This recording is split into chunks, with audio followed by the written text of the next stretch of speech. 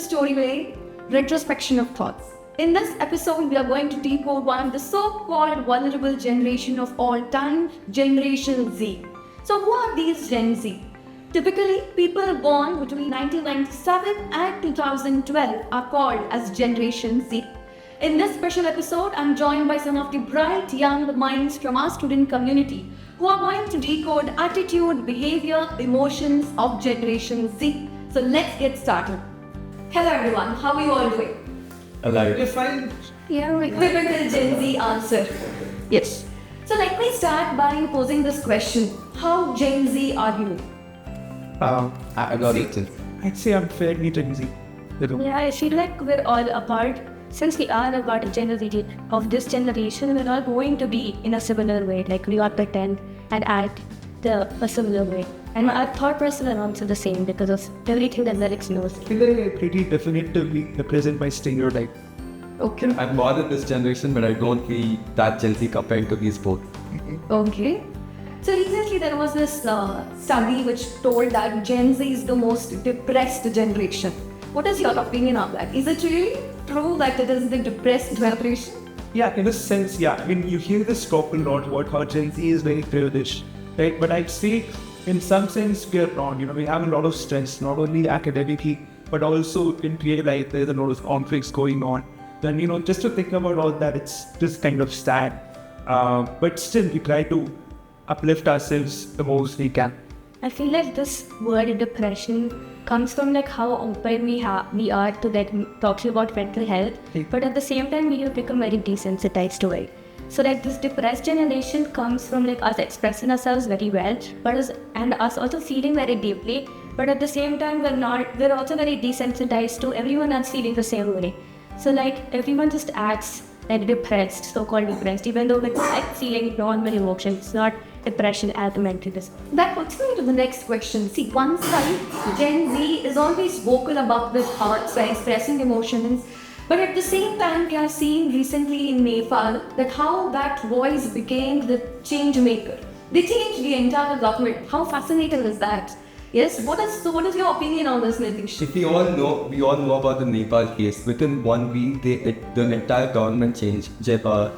Firstly, they had a protest going on. There was ban on social media apps.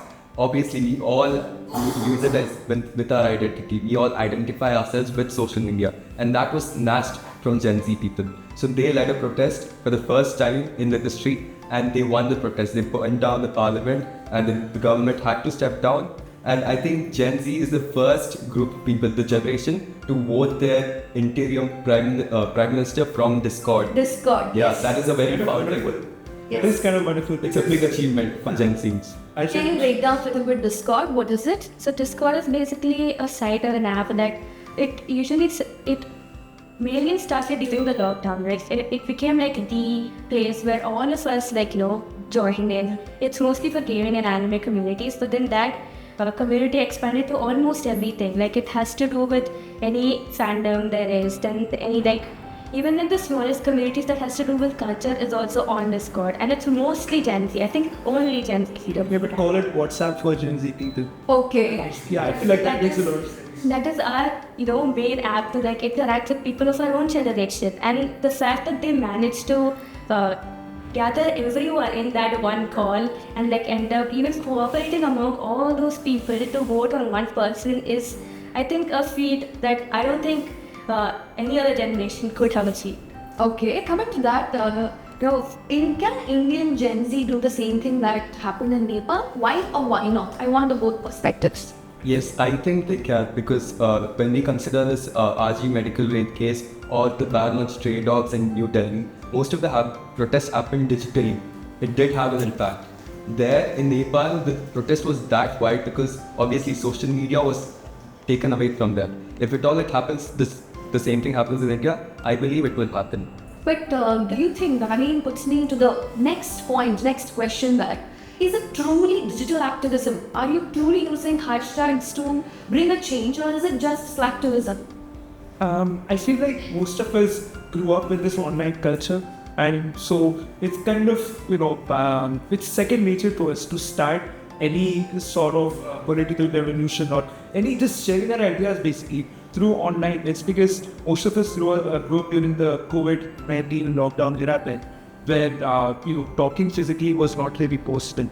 So I feel like what most of us resorted to was talking online with our friends and using social media, Instagram, Snapchat, YouTube, all of that, WhatsApp, Discord. So I feel like it's basically our way of communicating to each other and basically reaching not just the people of India, but the people of globe. I feel like social media is wonderful in that sense that it connects, all of the people, all of the young, all of the youth in this world together. And I feel like, it's a step one, even though real life change is needed for change to actually take place. But it's the first step towards change. Yeah, it's raising awareness. Yes. Yeah, awareness leads to action. But I feel like it sometimes just stops at step one, because when Exactly. Yeah. because when we start with social media, like hashtags and all, yes, it is to bring awareness. Okay, we're aware, but what are we doing about that awareness? Because at some point, when some of us post, it just becomes like a trend. Like, just to be a part of the bigger global community, we post about the same hashtags. We just put it on our stories or on our posts just to, show that you agree with them, even though you might not have the same opinion or even be completely aware about what the situation is. So that There are actually examples like this what happened in India. Everybody started protesting, putting hashtags online, but where is the real change? That was wake up exactly you said about the dog street dogs. the street dogs case. Everyone posted about it, but there has been no real change about it. Like everyone, yes, there are in that city there are some minor changes, but it hasn't been big enough to cause a proper impact or to satisfy us as protesters. I think there was an impact with the stray dog case, but comparing that to the RG Medical College rape case, there's been no progress. Or everybody kept reposting the stories, and there was an online digital protest and all of that. But I don't think justice still prevailed with after I that. feel like part of it is due to herd mentality. People want to be like, you see your friends. Getting into the bandwagon. Exactly, yeah. Hopping onto the bandwagon, like what's popular right now. It's because all of us, as social beings, we want to impress each other. And so I feel like part of that aspect is very performative. A lot of us spread activism even though we are not really that knowledgeable about it. And most of us don't even really know it. So I feel like there's something to be said about that. Okay, that puts me into a question wherein how you people are on social media. Are you the same or it is totally different? So I have a proper answer to that. I'm a totally different person when it comes to real life, and social media, I have a totally different identity. Not much active on social media. I'm more active in real life. Yeah. I mean, we are college students, so it's kind of hard to be active on social media nowadays. In terms of posting. But I feel like even though I try to be myself on social media a lot, I feel like there's some sort of, if you're a psychology student, like all of us, there's this concept called persona, which is basically a mask we put on to impress, the society, the larger society as a whole. So I feel like there's still some aspect of, representing a better image of yourself, just so, people will like you more. Exactly. What about you? So I feel like social media is a very fun concept to me because social media, I just consume media as it is to gain the knowledge that I want. But the media that I consume becomes my source of being social in real life.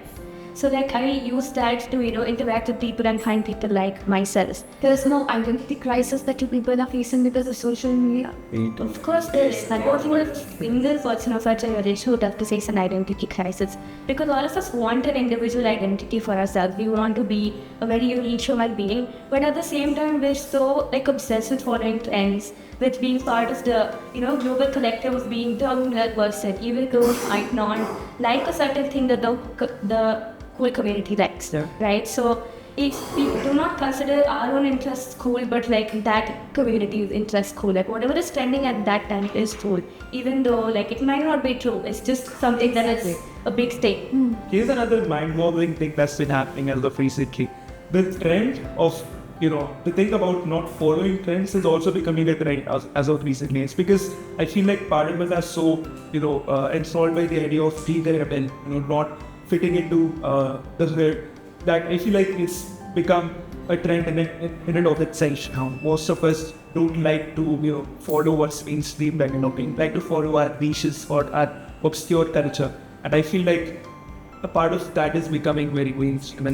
And then I feel it's like niche becomes our mainstream. Yeah. And then the mainstream that was already, the mainstream becomes like something that is very aim to follow. Yeah. Like just aim to follow. Like even if, because it's not niche, because it's not a small thing. People look down upon people who follow like trends, like really big trends. It's just minute trends, it's cool. But if it's a big trend, it's something to be looked down upon. Like, oh, it is on Some games, it reminds me of some games like wherein Pokemon games and all that, and people actually, just for the sake of following trend, they took up their own lives. In all these cases we have seen. And it also brings me to this question that you are the first online generation. Yes? And there's a lot going on. One side is this anxiety, depression, all these other labels that are being put out. And on the other side, it's so much being vocal on Instagram or any other social media for that matter. Personally, I want to know whether you're stressed upon following upon that trend, because you told that trend, all these falling into the bandwagon. How do you face about it? I feel like to some extent, it also depends on like personal preference, because to me, whenever I scroll, I see some trends. As I said, we find some things lame, like something is cool. So whatever I find lame, I scroll past it, like, oh, everyone's doing it, what's that? But then when I see something that I find personally cool, that resonates with me, I feel like how nice it would be to post myself as doing this trend, or like the hopecore reels that we see, that the beautiful music and there's this picture and then it's just someone in the background saying the most ridiculous things.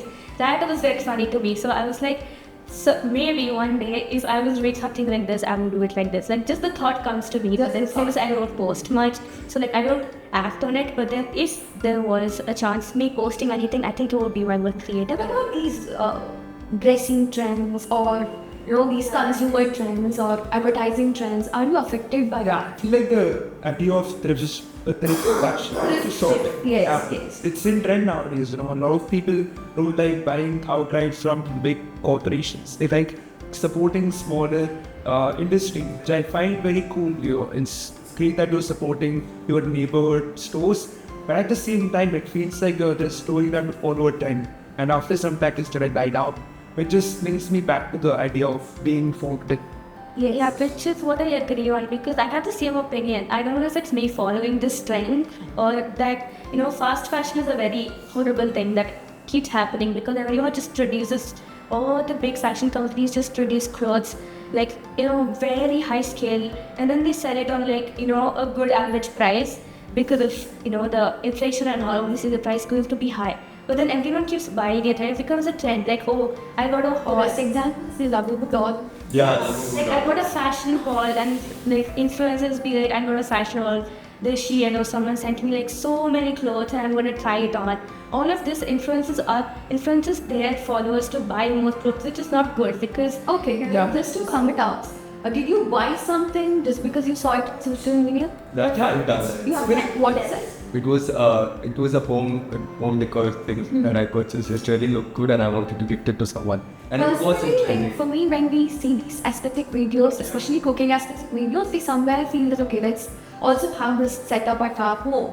What you people? What have you brought? I feel like instead of our generation, my parents are the ones who are very influenced with this. Okay, that is the same. All those electrical appliances and gadgets at home. Like I could count like at least 20 that are very unique. Okay, they're the most random electric appliances I have at home, and I don't think we're even using it that much. But then just to be like, oh, it's going to be convenient for us someday. Not like it's my yeah. My father fits the same category. The word capitalism comes to mind when we think about this, because we're all, even though there's this talk about, breaking the cycle of contributing to, capitalism and all of these big corporations, ironically, we all still are, we are still, following all of these corporate trends, which, all of these trends on Instagram, basically, which are owned by Meta, which is owned by Mark Zuckerberg. It's all getting funded to those same capitalistic millionaires. So I feel like there's that pattern of,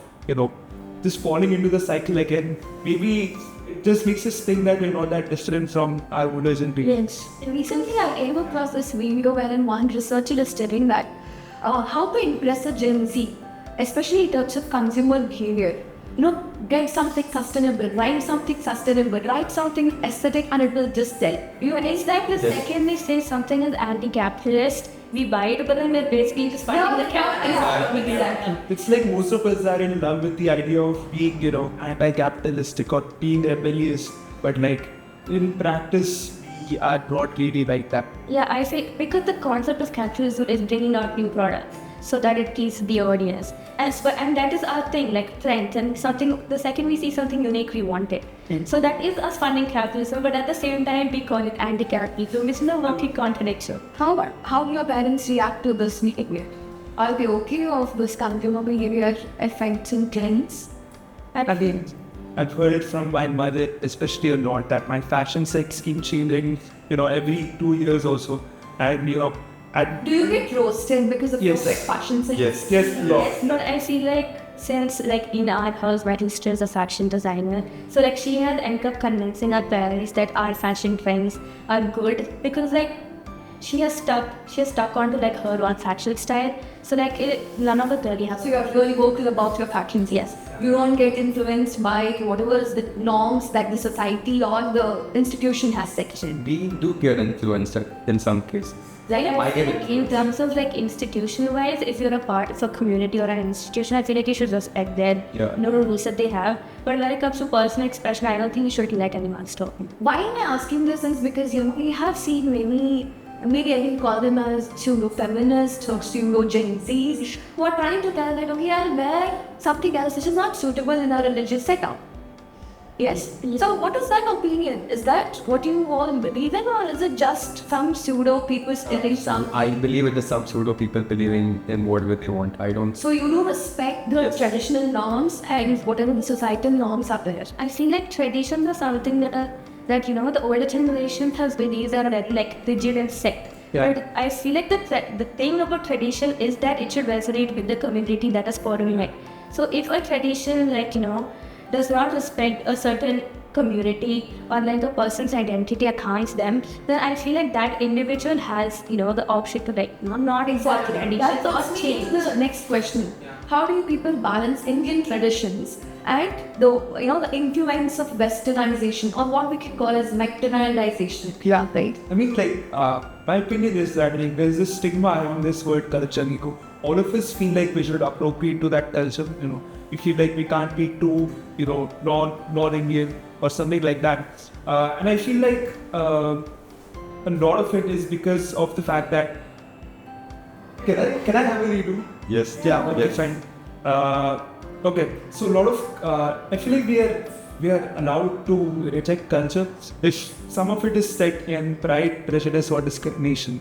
Like the fact that we used to celebrate Diwali with firecrackers, and the fact that arranged marriages were a thing. And right now we're trying to balance those things out. We're trying to celebrate Diwali. We're trying to maintain that religious spirit. We're trying to celebrate our religion and our culture, but at the same time not damaging our environment.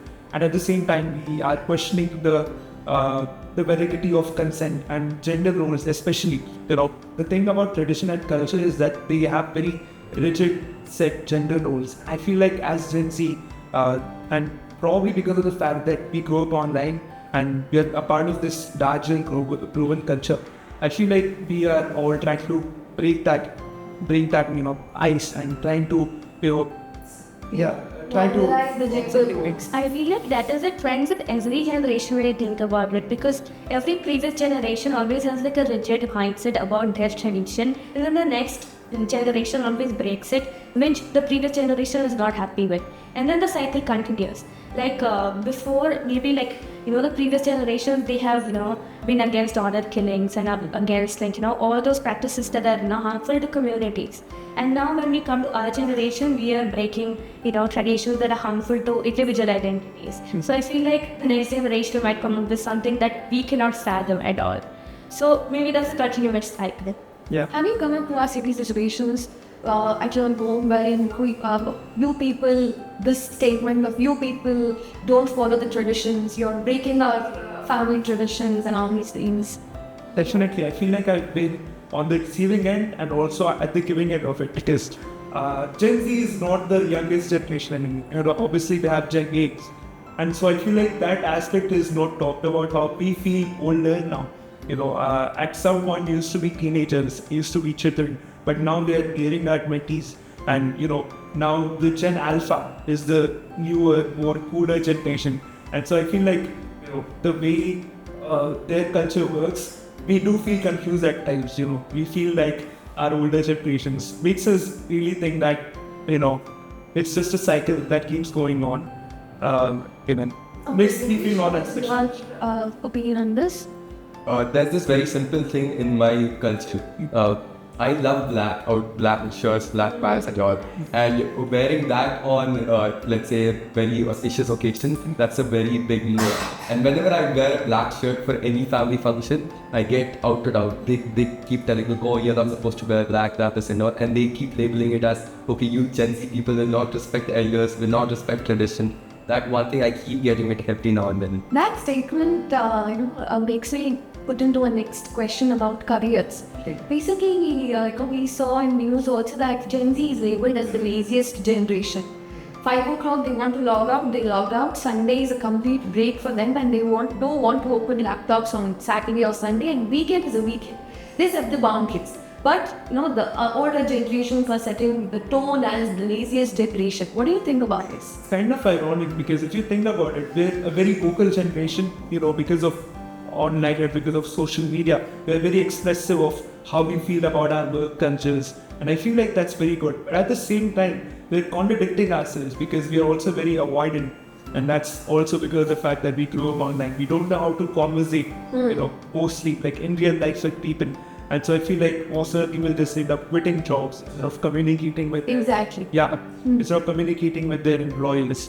So I feel like there's that trend of anti-authority, and at the same time, is it really the authority's fault that you are not communicating? That puts me to a new question wherein, Gen Z is following a new aspect of life. Well, they're following these untraditional, what we can call as, careers like influencers or social media creators. This concept is going on. How do you balance this? Do you actually think that it's a perfect career, or it is breaking the traditional setup of what you have to earn? Like breaking the traditional setup, I don't think so. It is still another way of making income, and it is still stable.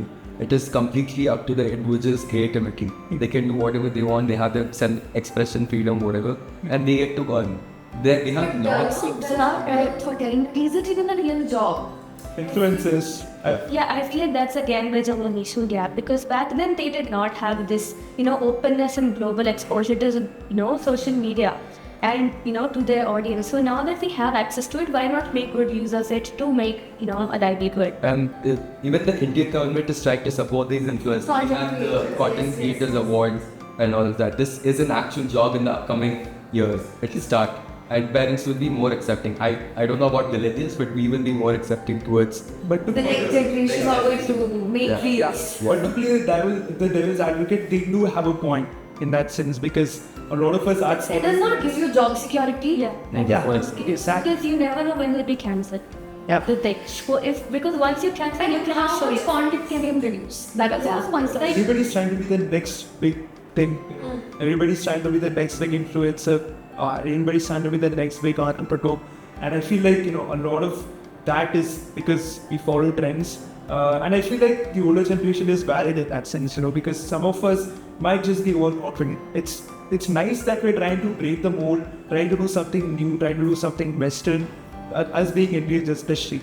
But I feel like there's some validity in the older generations in that we're not that, willing to be an influencer or to start up our own business. Yes, exactly. And that's why I feel like as influencers, you should have like a, goal. It shouldn't just be like, oh, I am only like a social media person, or I will only follow trends.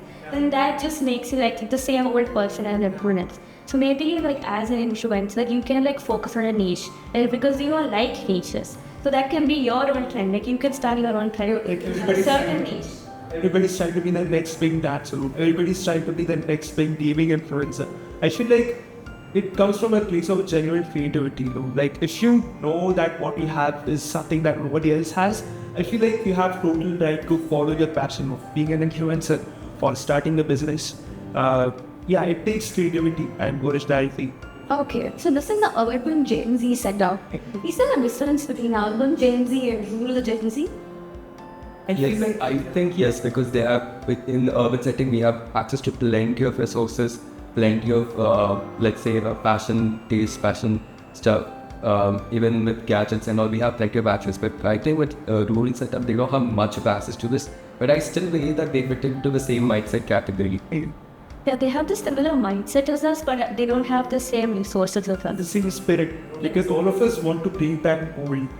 If you notice in rural areas, they're quite educated compared to us. They're quite backward compared to us. Yeah, they don't get that opportunity mostly. I don't blame them. Like parents are not that equipped to support them financially. But I feel like that generational spirit is still there. We all want to be better than our parents. We all want to be more forward. And I feel like if you notice this in trends, you might not see it a lot in Instagram reels, but if you open up YouTube Shorts, you can notice that a lot of rural people in India they have their own trends. It's not exactly like our trends, but it's something that other rural people, that community. And like that, it's a different culture. I feel like they have their own community. That how we have a larger global community. Rural India also has their own community that they think is also very widespread, and it is because India is a really large country, and they do have some amount of access. And all our generation and younger people, they are focused on freedom. They're focused on breaking out of stereotypes, but they do not have the resources to be able to achieve this. So they do whatever they can with how much they have. So I don't think that that's different in terms of mindset, but then in terms of how large is the reach we have and how large is the access we have to everything that we want to do, that is different for them. Okay. So just to conclude this entire discussion that we had, can each one of you tell me that there is a question how to deal with Gen Z? Because recently I came with one YouTuber where he was telling that it's the most when you're in the leadership role and when you're from the older generation, it's so difficult to handle a Gen Z because you can't understand what they're going through. I hope you all have come across this term Gen Z stare, which is going on whenever I'm telling something, you won't react to it. Yes, it's always one single stare and people are looking, and that has no concept altogether. They are telling it as Gen Z stare. I feel like the way to deal with that generation is just keep an open mind. Because I feel like that is what, the older generation expected from their older generation. Just keep an open mind, try to understand where they're coming. But why is it becoming a huge strength that it is difficult to understand? I think millennials don't respect the person work-life balance. Most of the times, I see my mom work even after the shift ends. And that, I don't think Gen Z is okay with that. We have lots of other things that we have to focus on. Millennials, they sacrifice everything for this job. We just want to they told me that the millennial generation will be sandwich generation because they had to listen from their parents. They took up a career that their parents want, and now they are sandwiched with the younger generation. Whatever their children are asking them to do, they are doing it. So it's like a sandwich generation for them as well. It's very difficult to cope up with them. So it would be good if each one of you were telling me how actually to decode this and to deal with all these attitude, behavior, emotions that we all discussed. It's actually funny, I've noticed this disparity. Fun fact, we're all Gen Z in this room right here. Even though Bab is our teacher, and even though, here we all have our differences, we are all part of this Gen Z generation. And it's good that we have that diversity. I feel like the fact that our personalities exist is not because we are from this generation, but because of the environment that we grew up in. We grew up outside. Ritesh grew up mostly, by himself in physical environments, which is why his perceptions of his personal differences are more broad as us. And I feel like that also helps us respect each other's diversity as individuals. So I feel like if we're talking about how they have to deal with the I feel like you should just ask us to be vocal about it, because we don't expect the older generation to listen, because that's what our experience has been, that they don't let us completely express ourselves and put our point across. Yeah. Just listen to us and like respect our boundaries, because that might be a new concept to the older generation, because they had not much boundaries, because they had to probably like sacrifice their own creative anything that they wanted to creatively to earn money and like get a stable life, because that was that mindset. But now we see that our creativity is going to be our livelihood. Yeah. So that I feel like that disparity needs to be understood, that we will follow what we want because like we have access to everything. Why not? So I feel like that's our thing. Like, just why not? Also, I feel like part of the answer is to just let things play out. We are not going to be teenagers forever. We're eventually going to grow up. We're going to be the working generation. We're going to be the parents. We're going to be the grandparents of our future generations. So I feel like even though it may seem like the Gen Z is the new cool thing, which is totally separate from millennials, I feel like it's all going to, contribute to the larger cycle of us maturing over the time and just figuring it out ourselves and getting a grasp of what our identities are. So part of it is to just let things play out. Yes, so I have one last question. Have you all heard about toxic positivity? Yes. Are you pressurized, overachieving or over stressing yourself to achieve something? Yeah. Because your parents have told, or because the society has told, or because the Instagram is telling you? Yeah. Yes. So definitely, I feel like there is a belief among people that it is only if you like hustle really hard or show that you're working really hard, you're struggling, only then you deserve anything good that is coming to you. So I think that's a false thing, because you don't have to break yourself. Your best can be what you can achieve in a comfortable, not exactly like in your comfort zone, but like your best in like, how do I say it, like without pushing yourself beyond your limits. Like your best, your 100% does not have to be someone like the 120%, but you show it at 100. I feel like one more thing I've noticed, especially with our generation, is that even though we're not outwardly negative, we have this thing called backhand comments or just being nice to people. And I feel like most of the people see like that. Even though you're trying to not make the other person sad, I feel like there's a better way to just be overtly nice to people. You can convey how you feel about that, or you can just accept the fact that there is my best cannot be equal to your best, and we have some agreement, and we start making a cheat to that backhand comment environment, which especially exists online. Yes. To answer your question, I have a proper answer. Our parents use this excuse all the time. Oh, when we were at your age, we didn't have any of these resources. Yeah, that is different. We are living a totally different life compared to theirs. We have access to plenty of resources and we don't know what to choose from. Exactly. And that is a big issue. They will never realize that. Yeah. Like I've seen this being said online a lot, that our parents work so hard to give us a comfortable life and then they're mad when we give a comfortable life. Exactly. Yeah, I feel like we should just live our lives. We should just enjoy what's going on. There's no need for any prejudice or any hatred to be Enjoying. Yeah, we're all, even though we are separated by generations, at the end of the day, we're all human. Yes. Should treat Okay, now let's relabel this whatever this talk show. Yeah. Yeah. Let's relabel and let's end it with a very positive note. If you have to relabel the code of depressed generation or racist generation, what do you label it as? I feel like we are the Only one word, just label it.